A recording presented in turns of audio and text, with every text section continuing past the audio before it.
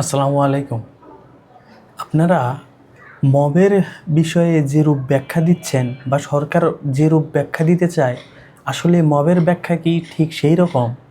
সরকারের পক্ষ থেকে বলা হয় যে এটা একটা প্রেশার গ্রুপ, মানে প্রেশার দিয়ে বা চাপ দিয়ে একটা কাজকে হাসিল করা।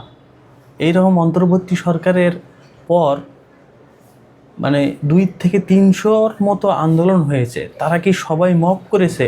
সবাই কি চাপ দিয়ে জনগণের যে একটা উদ্দেশ্যমূলক কাজ সেটা কি হাসিল করতে পেরেছে? পারে নাই।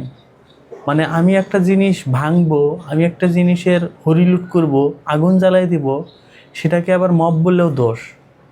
সেটা তো মবের মধ্যেই পড়ে নাকি? সেটার ব্যাখ্যা অন্য কোনো কিছু দিয়ে তো হয় না, কারণ সেটার উদ্দেশ্য খারাপ। উদ্দেশ্য ব্যক্তি স্বার্থ।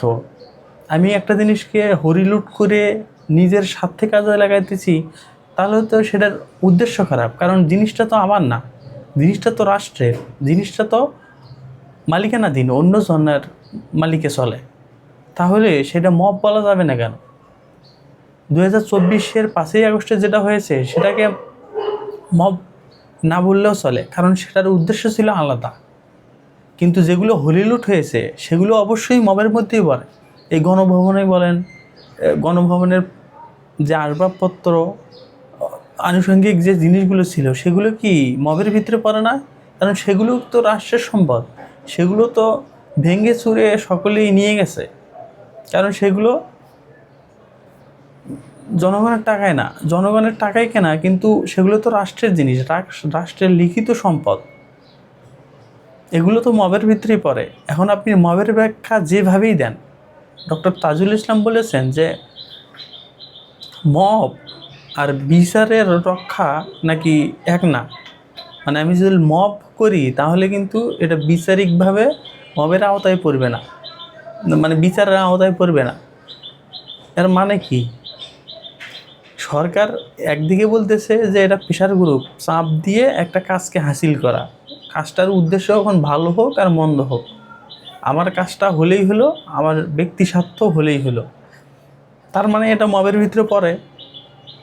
এর ব্যাখ্যা এখন এক একজন এক একভাবে দিতে পারেন, যেটা যার যার মর্জি, যার যার ইচ্ছা তার।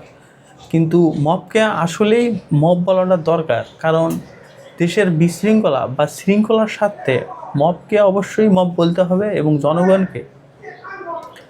জনগণের আমাদের দেশের যে স্বার্থে প্রতিষ্ঠানগুলো ব্যবহৃত হয় সেগুলোকে অবশ্যই রক্ষার স্বার্থে এগুলোকে ঠেকে দেওয়া দরকার। যেমন ধানমন্ডি 32, প্রথম আলো, প্রথম ডেইলি স্টারের মতো প্রতিষ্ঠানগুলো, এগুলো তো ব্যক্তি স্বার্থ, কিন্তু সরকারের দেশের স্বার্থে দেশের কাজে ব্যবহৃত হতো। এখন অনেকেই আওয়ামী লীগের দালাল বলতে পারেন, সেটা আপনার ব্যক্তিগত ব্যাপার, কিন্তু আপনারা যেটা করছেন সেটা অবশ্যই মবের মধ্যেই পড়ে।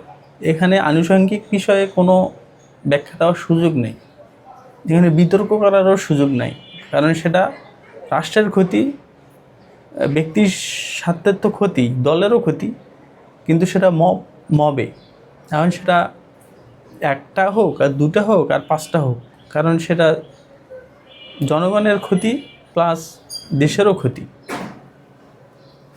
ধন্যবাদ।